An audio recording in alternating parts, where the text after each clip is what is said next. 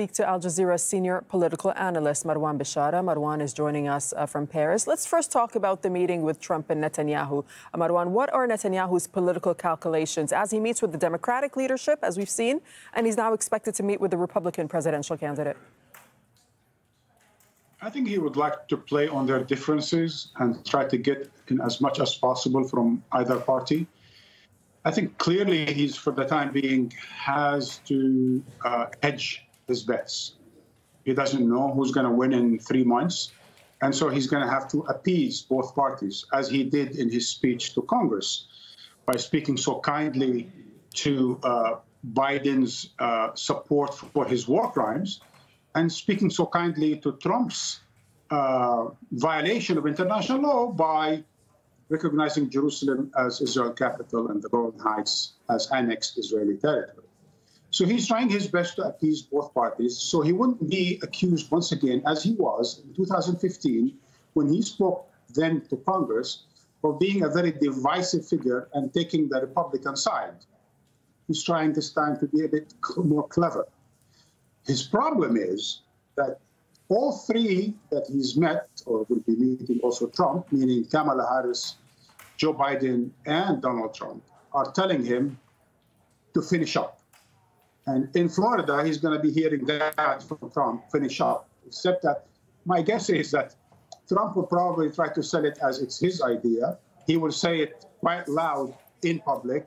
And once there is a ceasefire, he will claim to be his own achievement. Yeah, Marwan, and speaking of, finishing up, we also heard comments from Harris, who said that she will not be silent on the suffering in Gaza, and it was time to end the war, but then also reiterated her commitment to Israel. And out of Israel, there's been some furious reaction to her comments, some accusing her of showing gaps between the positions of the U.S. and Israel. Is there any reason to believe, in your opinion, that policy towards Israel under a Harris presidency will change? I think there will be a bit of a nuance. Look, what Biden has done the past 10 months is really almost unprecedented. I mean, the foolishness, the folly, and the farce of his support unconditionally for a genocide, the way he did, that's really unprecedented. I'm not sure even a Trump would do it. I'm not sure a Harris would do it. I'm not sure anyone will or should be doing it, because he really went out of his way in every possible way not to support Israel. And here is the nuance.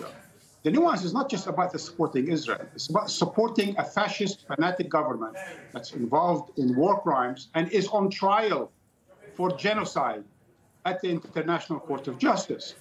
So the issue here for Kamala Harris is, can she show support for Israel, as traditionally is the case in America, from everywhere, from Obama back to Reagan, but at the same time show enough independence and rationality to be able to criticize the Israeli government? And that's where her phrase, "but I won't be silent."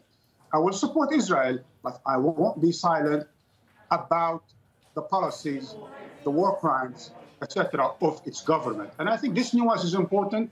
And she probably would be capable, or is capable of doing that, because she's not as ideological as Biden. She's not as Zionist as Biden.